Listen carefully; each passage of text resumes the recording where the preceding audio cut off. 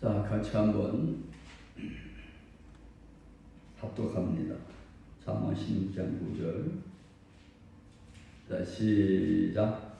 사람이 마음으로 자기의 일을 계획할지라도 그 걸음을 인도하는 자는 여호와시니라. 아멘. 지금 얼마나 이 과학 문명이 발전되었는지 모르죠. 그래서 실제로 그 인간의 삶, 이 물질적인 모든 것들도 조상으로부터 부모로부터 받은 DNA를 벗어날 수가 없다. 여기까지 알게 되어진 겁니다. 사람의 성품이나 이런 것들 자기 마음대로 할 수가 없는 거잖아요.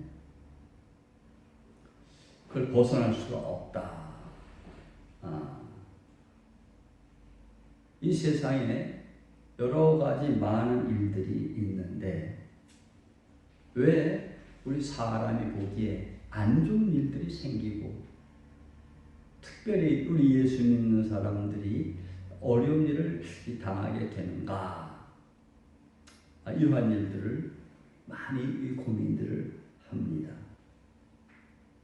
그러나 제가 항상 얘기하지만 사람이 언제나 문제가 있는 것이지 성경이 하나님의 말씀이 문제가 있는 것이 아니거든요. 인생을 살아가는 데 있어서 사람들은 많은 계획을 세우죠. 그래서 마음으로 자기의 길을 사람이 아무리 계획한다 하더라도 그 걸음을 인도하는 자는 여호와시니라. 이런 말씀이 있는 겁니다. 살면서 많은 계획을 세워야 되죠. 성실하게 살아야 되죠. 부지런히 살아야 되죠. 그러나 그 걸음을 인도하시는 여호와다. 이런 말씀입니다. 그러나 이 성경은요, 하나님을 아는 사람, 하나님을 믿는 사람한테 주신 책이기 때문에 아무한테나 이것이 적용되는 건 아니죠. 여호와께서 걸음을 인도하는 사람이 있고 그렇지 아니한 사람이 있는 겁니다. 신앙이란 뭐냐? 목숨 걸고 내가 믿는 것을 집중하는 게 신앙이죠. 우리는 예수님이 없으면, 예수님이 안 계시면 우리는 무슨 수로 살아갑니까? 저는 세상을 보면서 예수님 없이 살아가는 사람들 이해할 수도 없지만 참 대단하다 생각을 해요. 죽으면 다 없어진대. 다 소멸되어진대. 다 그냥 그렇게 돼버린대. 그렇게 믿고 살아요.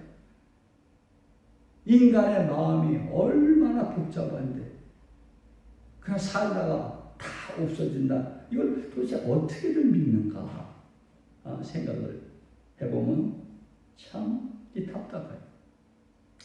오늘 이 본문을 한 절만 읽었지만 사실은 이 16장 전체를 한번 보려고 했던 겁니다. 자, 그래서 16장 1절에 보니까 마음의 경영은 사람에게 있어도 말의 응답은 여호와께로 난다. 자기 마음 자기가 경영하죠. 그런데 예수님 안에 하나님의 섭리 안에 있는 사람들은 그 응답이 하나님께로 오는 거예요. 제가 지금까지 살아온 모든 과정이 이 여호와의 인도하심이구나를 아주 뼈저리게 알게 되어졌어요. 왜 여호와께서 인도하십니까? 제 뜻을 이루게 하시려는 게 아니라 당신의 뜻을 이루려고 인도하시는 거예요. 자, 예수님도 겟세마네 동산에서 마지막 십자가 가시기 전에 그렇게 간절히 3번 기도하셨잖아요. 이 잔을 내게서 지나가게 해달라.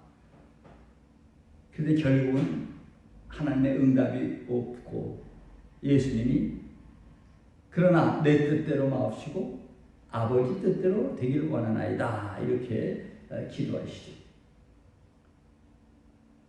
실제로 예수의 모든 삶을 여호와 하나님께서 인도하셨다는 그러한 의미가 있는 것이죠.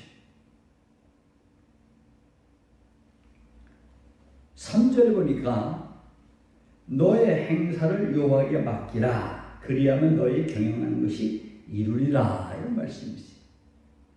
세상 살 때 얼마나 많은 일들이 있습니까? 그 모든 행사를 하나님 앞에 맡기라 이거예요. 자, 맡기면 하나님이 맡으시면 하나님이 이루시죠. 보통 사람들은 어떻게 삽니까? 내가 이루려고 삽니다. 내가 열심히 공부하고 내가 최선을 다해서 열심히 해가지고 뭘 이루려고 하죠. 성경적은 아니에요. 성경적은 나의 모든 것을 하나님께 맡겨버리는 겁니다. 그럼 난 뭐 하란 말이냐? 성경에서는 뭐라고 해요? 우리 보고 청직이라 하죠. 청직. 내 것이 신앙으로는 없는 것이죠. 왜? 십자가에서 내가 그리스도와 함께 십자가에 못 박혀 죽었나니 그러니 이제 내가 한 것이 아니야. 내 안에 그리스도께서 사신 것이다. 성경의 진리는 예수님이 십자가에서 죽으신 것이 나도 같이 죽었다는 믿는 게 신앙이에요. 그런데 이거 믿는 신앙인이 많이 있을까요? 많은 기독교인들 하나님 따로 자기 따로 삽니다. 하나님 따로 자기 따로 아무리 열심히 살아도요 세상 딱 떠나고 나면 주님이 모른다 하십니다. 무서운 얘기죠. 자, 십자가에서 내가 죽었다. 성경에 그런 말씀이 너무나 많이 있으니까. 그러니까 나는 아무런 일을 할 수 있는 사람이 아니란 말입니다. 그렇기 때문에 나의 모든 행사를 하나님 앞에 맡기면 나의 모든 생각과 지혜로 다 하려고 하지 말고 주님께 맡기면 주님께서 이루신다는 얘기죠. 그러나 우리가 알아야 할 것은 이 땅에서 큰 부자 되는 것도 하나님이 이루시죠. 욥이라는 사람이 하나님 잘 섬겨가지고 큰 부자, 동방에서 제일 큰 부자가 됐잖아요. 하나님 이루시죠. 그러나 그 욥에게 더 큰 하나님의 깊은 영생을 주시려고 모두가 다 빼앗아가 버리시죠. 다 빼앗고 자식도 다 10명 그냥 데려가 버리시고 그 뒤에 하나님의 선물로 만족하는 욥이 아니라 하나님 함부로 만족하는 욥으로 바꿔놓은 다음에 또 갑자기 보고 주시죠. 그런 사람들이 처음 가는 겁니다. 이 땅이 전부인 것처럼 사는 사람들은 절대 천국 못 갑니다. 그래서 우리의 행사, 이 땅에서 아무리 잘 먹고 잘 산다 하더라도 코로나 보세요. 하나님이 안 지켜주시면 그 병균이 속에 들어와서 잘못해서 세상 떠날 수도 있잖아요. 하나님이 안 지켜주시면 아무 소용이 있는 것이 없거든요. 그래서 우리는 정말로 그분을 신뢰하며 살아야 되는 것이 우리의 모든 행사를 다 하나님 앞에 맡길 수가 있느냐는 얘기죠. 4절에 아주 재미난 말씀이 있죠. 여호와께서 온갖 것을 그 시험에 적당하게 지으셨나니. 자, 우리 하나님께서는 모두 다 적당하게 지었어요. 악인도 악한 날에 적당하게 하셨느니라. 무슨 말씀이에요? 악인도 악한 날, 나쁜 사람이 나쁜 짓 하는 것 적당하게 하셨느니라. 누가 졌어요? 성경에서 하나님이 졌어요. 그래서 이 기독교가 또 뭐가 문제냐? 무조건 착하게 살아라. 예수 믿고 착하게 살아라. 뭐 그러면 다 되는 줄 알아요. 성경 그렇잖아요. 온갖 것을 그 시온에 적당히 지으셨다. 자, 지금 우리나라에 좌파가 지금 정권을 잡았는데 요것도 다 누가 하셨다? 성경은 하나님이 하신 거예요. 그래서 너희가 위에 있는 권력에 순복하라 이렇게 말씀하는 겁니다. 그러면 하나님의 목적은 이 나라가 좌파 정권 대의하려고 하는 게 목적이 아니고 몽둥이를 쳐서 예수님 잘못 믿는 사람들, 하나님을 경외하지 않는 사람들 경종을 주시려고 그렇게 하신 것인데 우리는 그런 것들을 좀 간과하는 경우가 많이 있는 것이죠. 7절에 보니까 사람의 행위가 여호와를 기쁘시게 하면 그 사람의 원수라도 그로 더불어 화목하게 하시느니라. 이 세상 살면서 원수가 있을 수 있죠. 그런데 여호와를 기쁘시게만 하면 아주 화목하게 할 수 있다. 그 원수라도 그로 더불어 화목하게 하신다. 그럼 일반적으로 사람은 원수랑 내가 싫어하는 사람하고 화목하게 지내려 합니까? 숫제 안 보려고 합니까? 안 보려고 하죠. 그래서 성경은 네 원수라도 화목하게 한다. 원수도 사랑하라고 예수님 말씀하셨으니까 그런 거죠. 그래서 우리가 삶의 가치를 생각해야 돼요. 내가 마음이 편하고 내가 즐거운 게 중요한 게 아니라 성경대로 사는 게 중요한 겁니다. 이게 하나님 있는 거예요. 성경대로 살고 내가 부족해서 성경대로 온전히 못 산다 하더라도 하나님을 신뢰하고 그분을 인정해 드리면 그분이 나를 인도하면서 살며 영생까지 인도하실 텐데 그렇지 아니하고 내 고집으로 살면 자기 계산에 빠져가지고 망하는 거예요. 영적으로. 내가 망하면 악인인 겁니다. 결국 성경에서는요 항상 이렇게 말씀을 하시는데 언제나 사람은 하나님보다 자기를 더 사랑하거든. 그래서 말세에는 고통하는 때가 이르니 사람이 자기를 사랑해. 최고의 악은 자기 사랑이에요. 네 이웃을 네 몸과 같이 사랑하라. 원수를 사랑하라는 말씀이 있잖아요. 그러면 이런 거 무시하고 내가 원하는 것만 주님 들어주세요. 그러면은 그걸 하나님께서 기쁘시게 들으시겠냐. 얼마나 답답한지. 기도할 때 우리 아이 공부 열심히 하기 위해서 서울대학 들어갈 줄로 믿습니다 기도하면 다른 애 하나는 서울대학 못 간다는 얘기 아니에요? 그런 기도는 하나님이 들으시는 기도가 아니란 말입니다. 그렇죠? 8절에 어떤 말씀까지 있습니까? 적은 소득이 우리가 살면서 소득이 많은 사람이 있고 적은 사람이 있어요. 이번에도 재난 이거 받았을 때 텔레비 잠깐 보니까 그걸 아주 유용하게 해서 그 가구점이 이렇게 장사 잘 됐대요. 그러니까 평생 못 샀던 가구를 그걸 받아가지고 재난을 받아서 가구를 사고 무슨 옷을 사고 또 음식점도 좀 이렇게 그래도 경적으로 이렇게 된다고 해요. 그런데 그거는 서민들이 그렇지 아주 잘 사는 사람들은 별로 그런 움직임이 별로 없었다고 합니다. 그 사람들은 워낙 부가 있는 사람들이니까 그 안 받아도 살만한 사람들이니까 별로 고마운 줄 몰랐겠죠. 그래서 지금 어떤 얘기까지 들리냐면 또 한 번 더 줘야 되겠다는 얘기도 한다는 얘기가 있대요. 그래서 참 나라가 걱정입니다. 그럼 어떻게 하려고? 작은 소득. 장사하는 사람은 왜 장사합니까? 돈 벌려 하죠. 돈을 많이 벌려 합니까? 적게 벌려 합니까?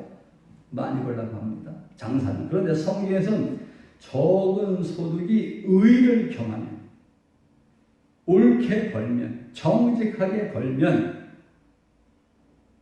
제가요, 이렇게 저렇게 세상을 보면은 이 세상에 돈 버는 방법이요. 의가 없어. 대강 다 속이는 거예요. 그래서 저는 목사니까 답답한 거예요. 그렇게까지 해서라도 돈을 벌어야 되는 얘기예요. 자, 성경에서는 적은 소득이 의를 겸해야지 많은 소득이 불의를 겸한 것보다 나으니라. 자, 그렇다면 성경으로 보면은요, 불의를 해서 큰 부자가 되느니 좀 가난해도 의롭게 살라는 말씀이죠.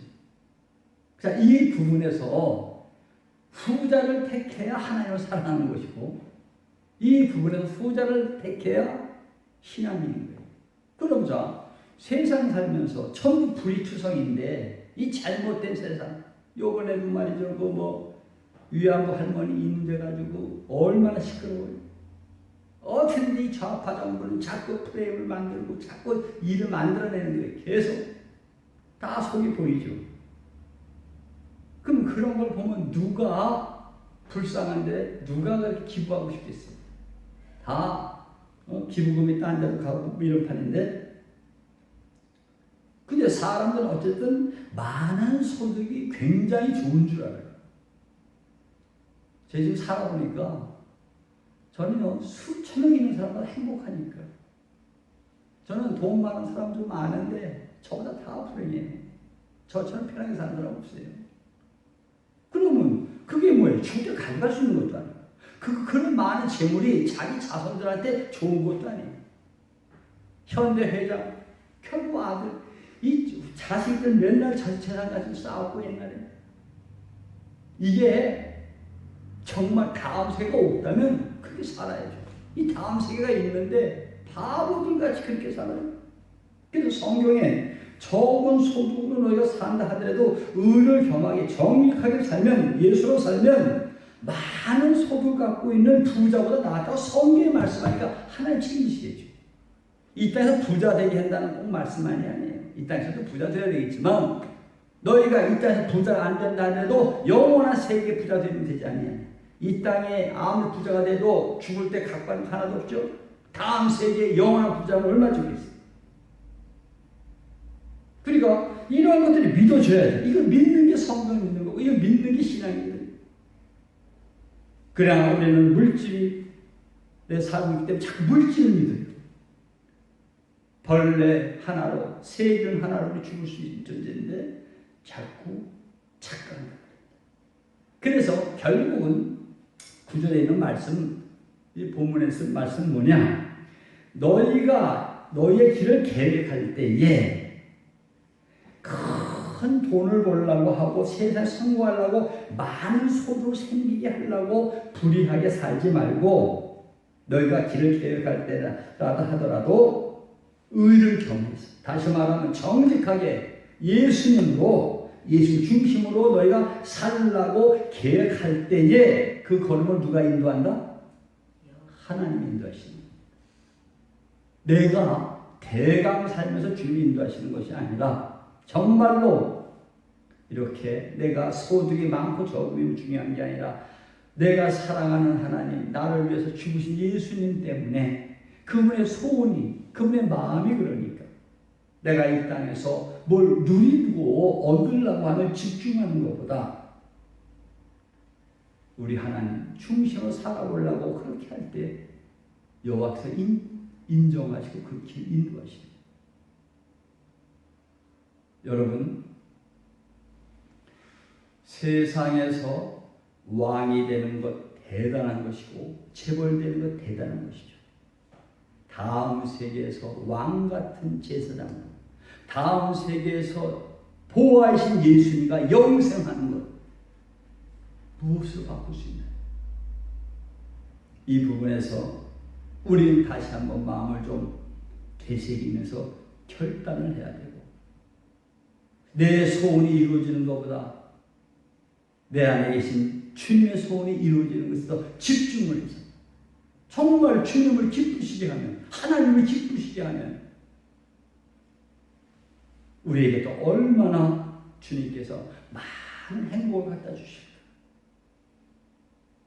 그런 생각을 해봅니다. 말씀을 정리합니다. 어려운 일이 많이 있고 힘든 일이 많이 있을 때 성경에서는 항상 기뻐하라. 네가 감옥에 있어도, 네가 지금 힘이 들어도, 몸이 아파도, 어떠한 경우가 있어도 항상 기뻐하라. 범사에 감사하라. 쉬지 말고 기도하라. 그분과 교제하라. 이는 그리스도 예수 안에서 하나님께서 너희를 향하신 하나님의 뜻입니다. 이 말씀 여러분의 실제에 세상에서 판단하는 상대 비교해서 행복하려 하지 말고 주님으로 절대 행복에 가는 여러분과 제가 되어지기를 예수 그리스도 이름으로 복비를 드립니다.